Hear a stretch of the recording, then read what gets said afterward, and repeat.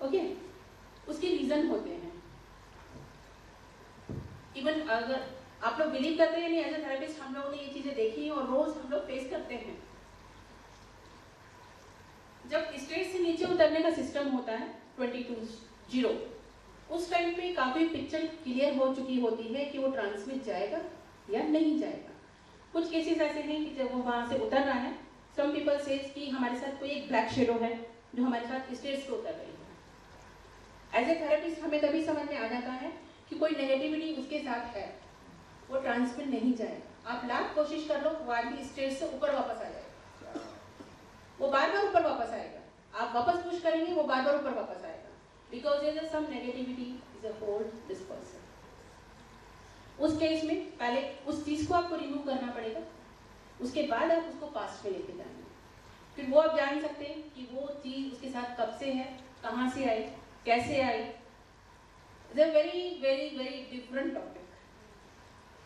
तो जस्ट उसको जब तक आप रिमूव नहीं करेंगे, उस पर्सन को आप पास्ट में नहीं लेके जा सकते। उनका जो सवाल था रजनी जी, आपने you answer part of it कि कोई नहीं जाता है, बट एक बार चले गया तो कभी डिफिकल्टी होती है वापस आने में, या कभी कोई नहीं आता है?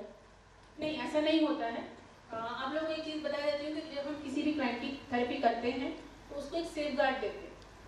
इमरजेंसी सेफ गार्ड उसके साथ होता है कि अगर उसको कुछ भी अच्छा नहीं लगा, वो आगे नहीं जाना चाहता, एज अ फीलिंग अपसेट या कुछ भी ऐसा वॉटएवर, एज ए थेरेपिस्ट आपने देखा होगा पूरा टाइम हमारा जो आइज होता है उसके फेस पे होता है, क्या मूवमेंट्स हो रहे हैं, कैसा फीलिंग हो रहा है, क्या चल रहा है, उसके अकॉर्डिंगली हमारे क्वेश्चन आंसर चलते हैं। लेकिन अगर पर्सन को लग रहा है कि हम लोग भी 80% तक जज कर पा रहे हैं तो फीलिंग वो पर्सन ही ले रहा है, तो उसको सेफ गार्ड इसलिए दिया जाता है कि इमरजेंसी के लिए अगर आपको नहीं जाना आगे, आपको अच्छा नहीं लग रहा, तो वो ऑटोमेटिक ट्रांस से खुद बाहर आ सकता है। वो सेफ्टी गार्ड उसके पास होता है। ऐसा कभी नहीं होता है अगर मैं किसी को सेफ गार्ड में नहीं दूँ और किसी पर्सन को मैं हिप्नोटाइज करके छोड़ दूँ, मुश्किल से 2.5-3 घंटे में वो ऑटोमेटिक वापस आ जाएगा। लेकिन हाँ, एक चीज होगी, उसको हेडेक होगा, उसका हेड बहुत भारी होगा, उसको बॉडी में पेन होगा, स्पेशली इधर शोल्डर में पेन होगा, क्योंकि हमारी जो भी पास्ट की मेमोरी होती है या पास्ट लाइफ की मेमोरी होती है हमारे शोल्डर में होती है, नेक में होती है, तो वहाँ उसको पेनिक रहेगा, उसका माइंड ओपन रहेगा। क्योंकि एज ए थेरेपिस्ट हम लोगों की ट्रेनिंग दी जाती है, सपोज हम किसी की थेरेपी कर रहे हैं, इससे आपने कुछ भी हो सकती है। इवन मान लीजिए हम किसी की थेरेपी कर रहे हैं और अर्थक्वेक आ गया, यू नेवर नो, कुछ भी हो सकता है। उस वक्त के लिए भी हमको ट्रेन किया जाता है, तो उस वक्त विदिन ए सेकंड आपको क्लाइंट को बाहर लाके भागना है।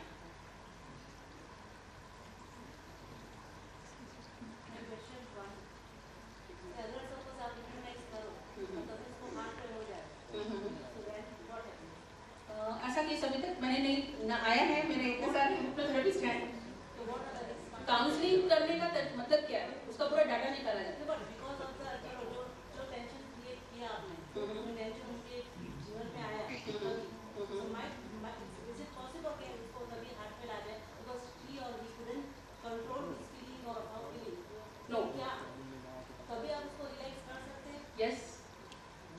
क्योंकि वही बेसिकली हम लोगों की पढ़ाई है कि उस सिचुएशन को कैसे हैंडल करना है। जैसे अभी इन्होंने बीच में बोला था कि उनका हाथ नाम है, एक पैर नाम है, उन्होंने कंप्लेंट किया था, तभी उनको रिलैक्सेशन देके मैंने पूछा था कि हैंड इज ओके, उन्होंने बोला था या ओके, अदरवाइज नहीं तो आप थेरेपी करे जा रहे, आगे बढ़ते जा रहे हो, आपको कुछ पता ही नहीं है कि सामने वाले को कैसे कंट्रोल करना है।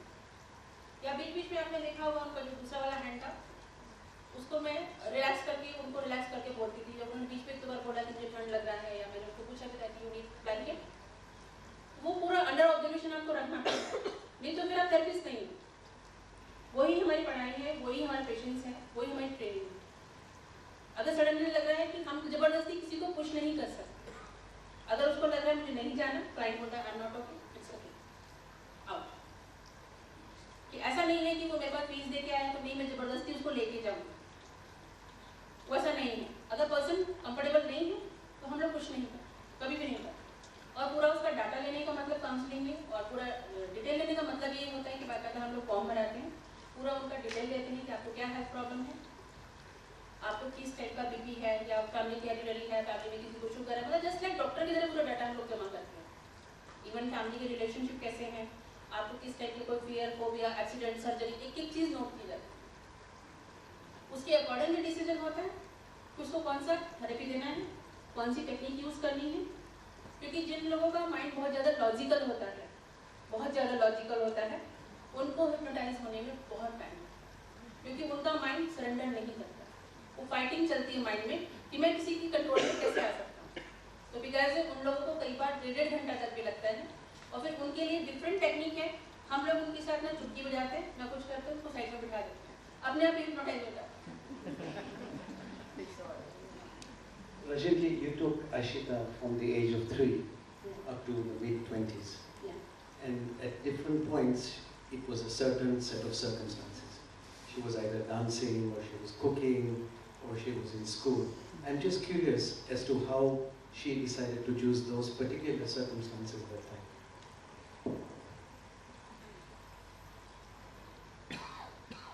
What's the question? Come again. His basic question was that every time you are in a different life level, from age 3 or whatever. अभी इनका जो सवाल है शायद आप ज़्यादा आंसर कर सको कि आपने पहले ही बोला था कि वो एक जो क्लाइंट है वो क्या कौन सी एज या कौन सा ग्रुप या कौन सा वो चूज करता है वो आपके ऊपर नहीं होता है, बट अगर क्या उसका कोई रीज़न होता है कि इन्होंने डांसिंग चूज किया कि वो डांसिंग तब टाइम पे देख रहे थे या कुकिंग के टाइम पे देख रहे थे या फिर आपने बोला 2 साल आगे तो कुछ और देख रहे थे, तो उसका कोई रीज़न होता है या it's basically just how it is? नहीं, कई बार रीज़न होता है क्योंकि ये लाइफ में आपको क्या लाइकिंग है, तो आपका माइंड वो चीज़ देखना चाहता है, रिकलेक्ट करना चाहता है, और या कई बार ये होता है कि वहाँ से आपके लिए क्या लेसन आ रहा है। और इसमें एक सिस्टम और भी होता है कि अगर ऑडियंस बहुत पेशेंस वाला होता है तो उसमें एक सिस्टम और भी होता है, जब उसका सोल आउट हुआ, ऊपर गया, उस सिचुएशन में सबकॉन्शियस माइंड इतना ओपन होता है, इतना ओपन होता है कि आप कोई भी सवाल पूछो उसका आंसर आपको मिलेगा। इवन हायर सेल से डायरेक्ट कनेक्शन होता है। आप कुछ भी सवाल पूछेंगे आपको यस नो में आंसर मिलेगा, या कोई नंबर से आंसर मिलेगा, या कोई लाइट से आंसर मिलेगा, कोई ना कोई मैसेज आपके लिए जरूर आएगा।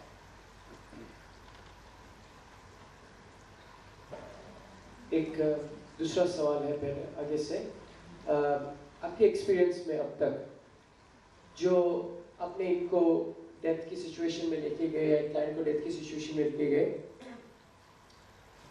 उसके बीच डेथ की सिचुएशन और उसके पहले की लाइफ या अब की लाइफ जब से वो बोर्न होते हैं, उसके बीच में क्या होता है? एक चीज मैं आपको बता देती हूँ कि सपोज किसी इंसान ने जन्म लिया, उसने अपना होल लाइफ पूरा कंप्लीट किया, उसके बाद उसका डेथ हुआ, ठीक है। ऐसे भी केसेस हैं मेरे पास कि जिन लोगों को एक ही सेशन में मैंने 3 लाइफ में घुमाया, अलग अलग डिफरेंट 2 लाइफ 3 लाइफ, क्योंकि मुझे एक लाइफ में थोड़ा सा प्रॉब्लम मिला, मैंने वहाँ से क्योर किया, लेकिन अभी भी दूसरा प्रॉब्लम बाकी है। तो जब आप सोल को ऊपर लेके जाएंगे, दूसरे बर्थ पे भी वहाँ से लेके आएंगे, तो वहाँ से आप कनेक्शन ढूंढेंगे कि कहाँ से मिलेगा आपको। दूसरा एक चीज आपने कुछ और पूछा था कि वो लाइफ डेथ और जो दूसरी लाइफ है उसके बीच में क्या? हाँ, तो जैसे आप वो डेथ होकर सोल ऊपर गया, तो जब आप देखेंगे जो वक्त जो इंसान एक्सपीरियंस ले रहा होता है वो थोड़ी देर तक डार्क में रहेगा, उसको कुछ भी नहीं दिखाई देगा, आप कितना भी पुश करिए उसको कुछ भी नहीं दिखाएगा, automatically whole thing is a dark. जैसे ही आप उसको थॉट देना शुरू करेंगे वो डार्क में घूमता ही रहेगा। अब पता नहीं कि आपका जब डेथ हुआ उसके बाद आपने 50 साल के बाद बर्थ लिया, या आपने 10 साल के बाद बर्थ लिया, या आपने 6 मंथ के बाद बर्थ लिया, कितना गैप के बाद आपने बर्थ लिया, तो तब तक वो सोल वो डार्कनेस में ही रहेगा, वो आप डार्क ही देखेंगे उसको। क्योंकि एक लाइफ से हम यहाँ ले गए, वहाँ खत्म किया, दूसरी लाइफ में फिर लेके आए, वो डार्क में ही घूमता रहेगा, वो आप उस टाइम कुछ भी नहीं देख सकते। क्योंकि मैं एक एक्सपीरियंस और शेयर करना चाहती हूँ, मैंने खुद का मेरा 9 लाइफ देखा हुआ है। डिफरेंट इज अ 9 लाइफ्स, क्योंकि मैंने खुद की वो चीजें experience. I am very curious person, बहुत क्यूरियोसिटी मुझे हर चीज की, क्योंकि मुझे ये लगता है कि किसी को कुछ देने से पहले खुद उस चीज का एक्सपीरियंस करो, क्योंकि वो सेशन होता है, आप कितना भी पुश करो वो पर्सन आपको चारों तरफ डार्कनेस ही नजर आएगी। Soul is a movie. एक सवाल है। It was an excellent presentation. Thank you very much. I just have a question referring to Brian Weiss, many lives, many masters, and connecting it with the present life demo that we saw. I wanted to ask you, because we have lived so many lives, and maybe we have before certain remnants of certain phobias, fears, anxieties, whatever we go through. current life. Don't we already choose the circumstances that we need to go through to cleanse our souls as we come onto this earth? एक चीज़ मैं और आप लोगों को share करना चाहती हूँ कि जो भी हमारी ये प्रेजेंट लाइफ है, चाहे मैं हूँ या आप हैं, whatever, every person, कि उसकी एक ही लाइफ का इफेक्ट इस लाइफ में नहीं आता, क्योंकि जितनी भी हमने पीछे कितनी लाइफ जी हैं, 10 लाइफ जी हैं, 15 लाइफ जी हैं, 20 लाइफ जी हैं, उसमें से कहीं ना कहीं कोई 3 या 4 लाइफ का मिक्सचर ये लाइफ में आता है। सडनली लाइफ में देखोगे ये पार्ट में कुछ और चीज़ें थी, दूसरे पार्ट में कुछ और चीज़ें हैं, तीसरे पार्ट में कुछ और चीज़ें हैं। बिकॉज कई बार हमको समझ में नहीं आता कि हमारी फैमिली में ऐसा कोई भी नहीं है, मेरे साथ ये ऐसा क्यों। तो जो आपकी पास्ट की चीज़ें हैं उसी के अकॉर्डिंगली वो चीज़ें आपकी लाइफ में सराउंडिंग में आती चली जाती हैं। तो एक ही लाइफ में इफेक्ट नहीं होता। To elaborate on your question, I had asked the same question a couple of days ago. मैंने आपको पूछा था थोड़े दिन पहले कि अगर हम ये लाइफ में मुझे कुछ प्रॉब्लम है और वो मैं उसको लेके आपके पास आता हूँ और आप मुझे वो क्योर कर देते हो, जैसे कुछ भी है, राइट, मेरी पर्सनल रिलेशनशिप प्रॉब्लम है या जो भी, तो हम ये भी बोलते हैं कि जो कर्म है वो भरता है। तो आप क्या ऊपर वाले के साथ छेड़खानी करके मेरा प्रॉब्लम सॉल्व नहीं कर रहे हो? Very interesting question. एक तरफ हम कर्मास की बात करते हैं और कर्म की बात कर रहे हैं, तो हो सकता है कि उसके कर्म के अकॉर्डिंगली उसकी वो चीज़ क्योर होने का वक्त आ चुका है। मैं सिर्फ एक माध्यम हूँ या एनीबॉडी इज अ माध्यम, कि उस वक्त आपकी वो चीज़ें क्योर होने का वक्त आया है, इसलिए आपको वो रास्ता भी मिला, इसीलिए आप उस चीज़ के पास भी आए, उस चीज़ के लिए आपकी क्यूरियोसिटी भी हुई, तभी आपने उस चीज़ को चूज किया। ठीक है, क्योंकि हम इस चीज़ के लिए इसलिए इशू उठाते हैं। आज एक पर्सन को फीवर होता है, एग्जाम्पल को, या कोल्ड होता है, तो ऐसा नहीं है कि वो डॉक्टर के पास नहीं जाएगा, दोबारा 2 महीने के बाद हो जाएगा वो फिर भी जाएगा। तो ऐसे तो डॉक्टर भी फिर नेचर के साथ इंटरफेयर कर रहा है।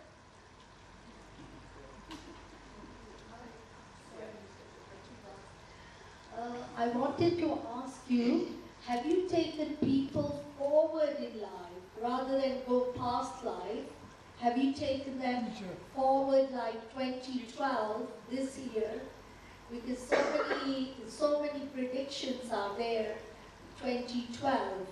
So I'm wondering whether you take people forward in next life. इस चीज़ से आपको एक चीज़ बता देती हूँ कि अभी 2012 में हम बात नहीं करेंगे, लेकिन उससे कनेक्टेड आपको एक चीज़ बता देती हूँ कि जैसे हम 5 लाइफ की बातें करते हैं, कुछ एक केसेस हैं कि अगर आपके पास कोई 50 केसेस आए तो उसमें से 4-5 केस ऐसे होंगे कि जो ऑटोमेटिकली फ्यूचर प्रोग्रेशन में चले जाते हैं। वो आते पास्ट लाइफ के लिए है, क्योंकि एज ए थेरेपिस्ट हम उनको नहीं रोक सकते कि आप पास्ट ही देखो, क्योंकि उनका गॉड, उनका हायर सेल्फ उनको वो क्यों फ्यूचर दिखाना चाहता है, क्यों उनकी लाइफ में कोई लेसन देना चाहता है, कुछ बताना चाहता है, या उनके लिए कुछ और प्लान किया गया है। ये तो हर एक आदमी आके मुझे बोले फ्यूचर प्रोग्रेशन कर दो, वो हमारे हाथ में नहीं है। Automatically person is a God, तो सडनली हमको समझ में आता है जब वो कोई कलर चूज करता है कि person is a God is a future, तो उस वक्त भी हम उसको नहीं रोकते। फ्यूचर में जितना वो घूमना चाहता है घूमता है, उसको खुद को भी नहीं पता वो क्या कर रहा है, लेकिन उसके बावजूद फिर हम उसको वहां से वापस पास्ट में लेके जाते हैं। वो उसकी डेस्टिनी है कि वो क्यों देखना चाहता है। आज भी अगर बोली को भी आगे बोले कि नहीं आप 1 लाख रुपए ले लो, मेरे को मेरा फ्यूचर दिखा दो, नहीं, मैं कोई गारंटी नहीं दूंगी। वो आपका लक है, आपका हायर सेल्फ है, आपकी डेस्टिनी है, आप चाहते हो या नहीं चाहते।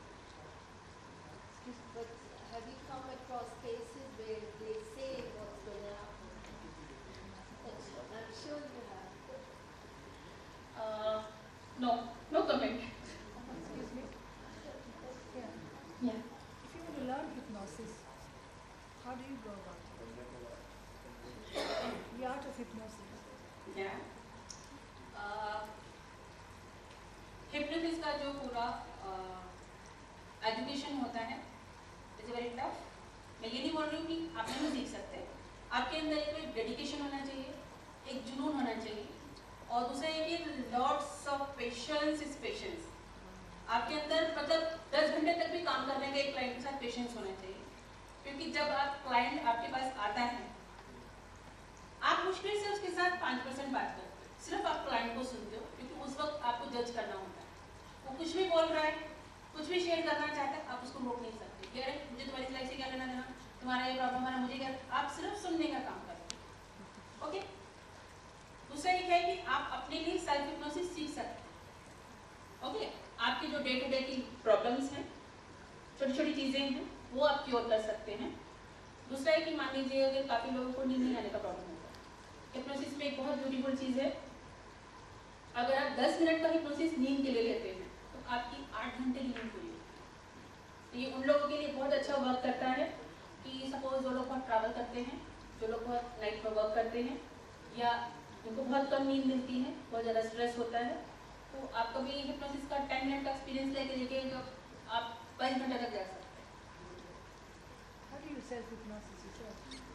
सेल्फ हिप्नोसिस के लिए मैं प्लान कर रही हूँ फ्यूचर में वर्कशॉप के लिए कि सेल्फ हिप्नोसिस की आप अपने आप को कैसे क्योर कर सकते हैं, या कहीं बॉडी में पेन है तो आप कैसे क्योर कर सकते Is it हैं। by auto-suggestion? Yeah. By auto-suggestion? या क्योंकि हिप्नोथेरेपी का एक सिंपल सा रूल है, बेसिक जो रूल है कि लोग ये बोलते हैं हमें प्रूव करके दिखाओ, हमें साइंस दिखाओ। मैं सिंपल आपको एक एग्जांपल देती हूँ। न्यूटन सबने पढ़ा है, न्यूटन की एक थ्योरी है, आपने एक बॉल पे फेंका, रिटर्न होके वो आपके पास ही आने वाला है। हिप्नोथेरेपी से जस्ट आप जैसा सोचोगे, जैसा बोलोगे, वही चीज़ें आपकी लाइफ में अट्रैक्ट होती जाएंगी। और सिर्फ सेल्फ हिप्नोसिस भी ऐसा नहीं है कि हम सबको सिखाते हैं। जो लोग भी डिप्रेशन के लोग हैं उनको हम सेल्फ हिप्नोसिस कभी भी नहीं अलाउ करते, क्योंकि बिकॉज वो खुद को सेल्फ हिप्नोटाइज किया और वो ट्रांस में जाके उसने कोई भी नेगेटिव थॉट ले लिया तो उसका अच्छे की जगह प्रॉब्लम क्रिएट हो जाए। क्योंकि जैसे ही वो सबकॉन्शियस माइंड में थॉट गया, person is react the negative, क्योंकि माइंड एक बार ओपन तो हो गया, आप उसको क्लोज कैसे करोगे। तो जो भी डिप्रेशन के लोग हैं उनको सेल्फ हिप्नोसिस के लिए हम लोग अलाउ नहीं करते। और दूसरा, हिप्नोथेरेपी में एक लेवल होता है। जब हम काफ़ी लोग ये बोलते हैं कि आपको कैसे पता चल रहा है क्लाइंट अभी इधर जा रहा है, एक लेवल आता है कि जब क्लाइंट के साथ उस वक्त इतनी रिदम में आ चुके होते हो, इतना आपका और उसका ऑरा मैच हो चुका होता है कि आप भी उसके साथ देख सकते हो कि वो कहाँ जा रहा है, क्या कर रहा है। Totally is a focus, totally is a aura energy is a match.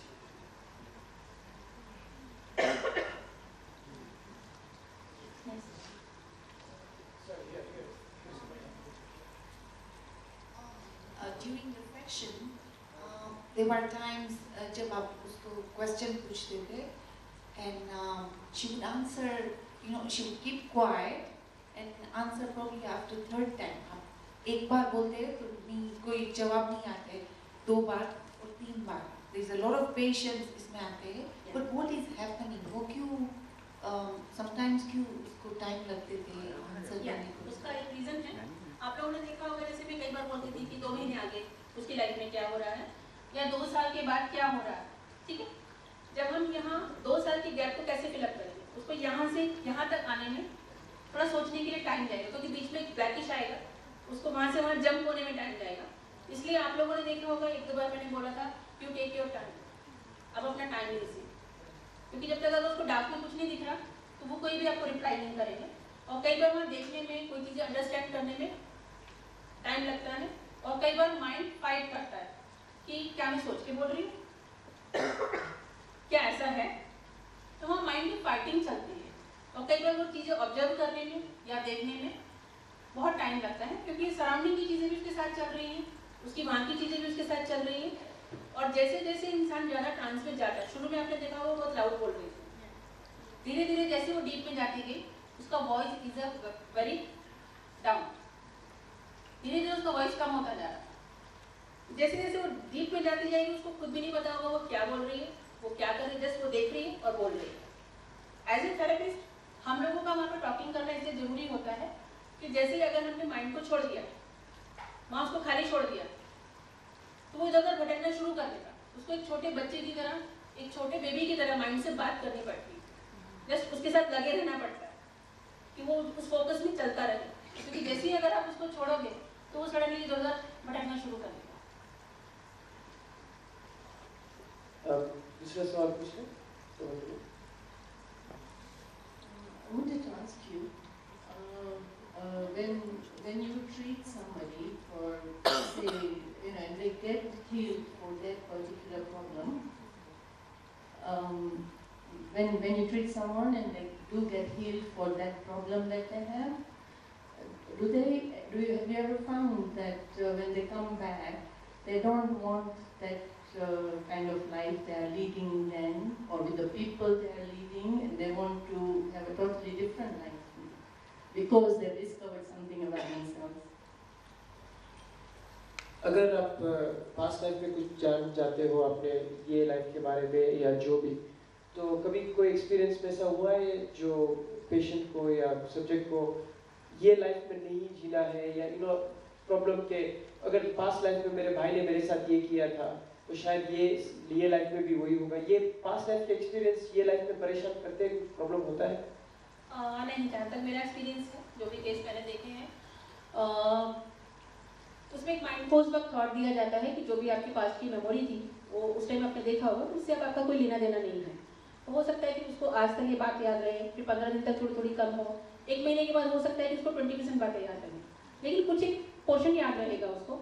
100% चीज़ें धीरे धीरे कट होनी शुरू हो जाएंगी। जैसे आज अगर हम अपने 5 साल की चीज़ें याद करना चाहें तो हमें थोड़ा स्ट्रेस देना पड़ेगा, माइंड को याद आएगा लेकिन स्ट्रेस देना पड़ेगा कि हाँ ऐसा हुआ था, ऐसा किया था। लेकिन ये लाइफ में ऐसे कुछ इफेक्ट नहीं होता है। और एक चीज़ और मैं क्लियर कर देती हूँ कि हर एक का डीप में जाने का एक पैमाना होता है। अभी जो लेवल इसका था बहुत कम क्लाइंट्स का होता है, वो 80% तक डीप में गई है।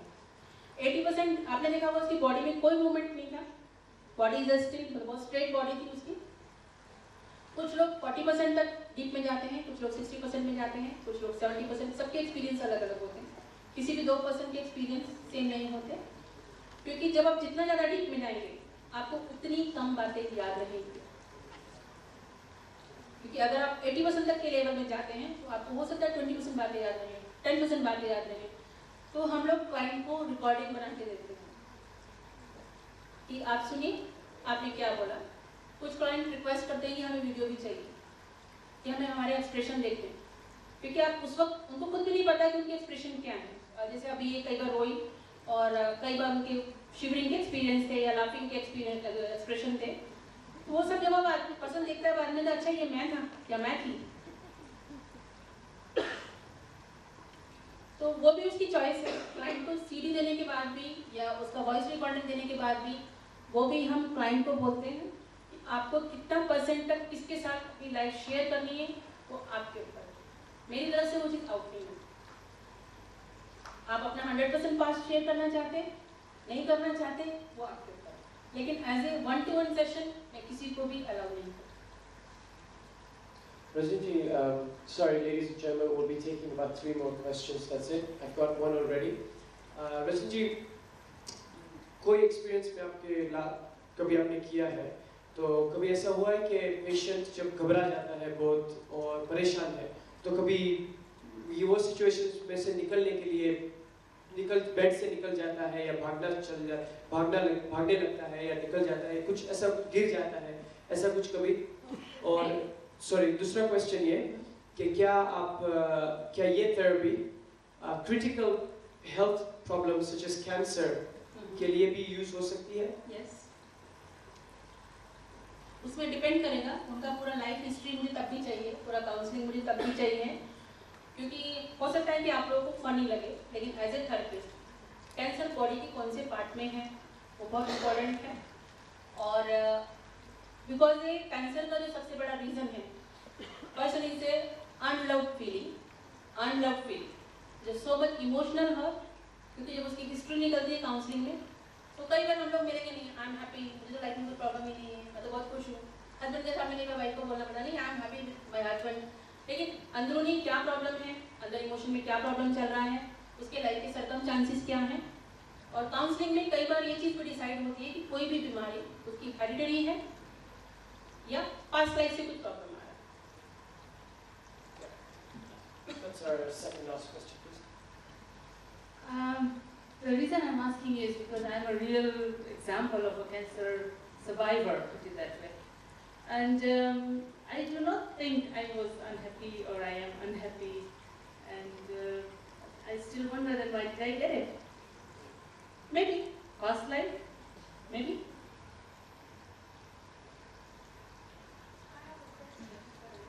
So would I know if I came for a session with you? Yeah, sure. You'd actually, if what happens is a lot of diseases that, from what I've understood, a lot of diseases that you might have in this life, and you not know the cause for it, would actually happen because of your past life, could be possible, and it is curable, or is it, you'd actually be able to find out if that's the reason, if you went for a therapy session. We'll take the last one question. Yeah? Okay, we'll do one more with. Yeah, it's okay.